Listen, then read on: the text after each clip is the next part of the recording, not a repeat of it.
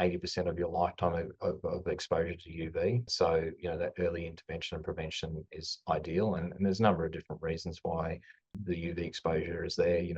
We tend to get a bit more sedentary as we get older. So the kids are out there playing. Well, hopefully they are. And that's Yeah. what we're trying to encourage with the whole myopia epidemic is get out there and play, but be sun safe while you're doing it.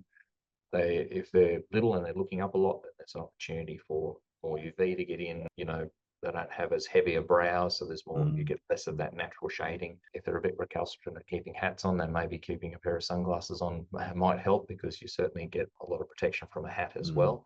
But where sunglasses have their place, particularly on, we live on the Gold Coast, and you get a lot of reflective glare from the water and the sand. And, we're on the East Coast, so we've got that morning sun. And so you've got the sun coming straight in, and then you've got it coming off the water and coming off the sand. So you're getting an additional dose of UV. And so with that kind of outdoor lifestyle, and I was in Europe earlier this year, and a 26-degree day there had a UV index of 4 or 5, whereas it's almost unheard of where we are, where the UV index is always in the extreme level. So it's just there, whether it's an overcast day or not. So wearing sun protection all year round, particularly at the north part of Australia, is really important. And as much as we talked about having space to grow into glasses with spectacles, I would say something a bit different about sunglasses is the job of sunglasses is to block UV. And so you want them to fit very closely. So we don't talk about buying sunglasses for them to grow into. And it's not like the parent buying the designer sunglasses, which might be several $100s, where we're talking about sort of a fairly cost-effective thing to be purchasing. And so if they do grow out of them, then it's not a major expense.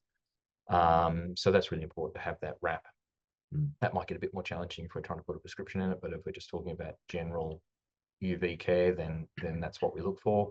Australian standards is important to follow. The minimum that you want your child's sunglasses to be is an Australian standard category 3, and that guarantees the right level of UV protection. It's been made to that standard, and a certain level of glare protection. You can go even higher to category 4, and that tends to be more your special purpose. So if you're someone who goes to the snow a lot, or you're constantly out on the water, a category 4 lens might be something you might want to consider. They're a lot darker, and so the UV protection is probably similar. It's more about just the level of glare that you're having to deal with. And one of the other questions people will often ask, does it need to be polarized versus a tint?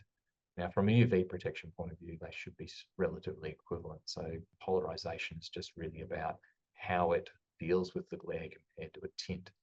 So if we think of reflected light is actually polarized, and so a lens that is simply a tint cancels UV, but just darkens the reflected glare, whereas a polarized lens actually cancels it out. So you're getting UV protection, you're getting a darkening of the glare, but also a cancellation of those reflections.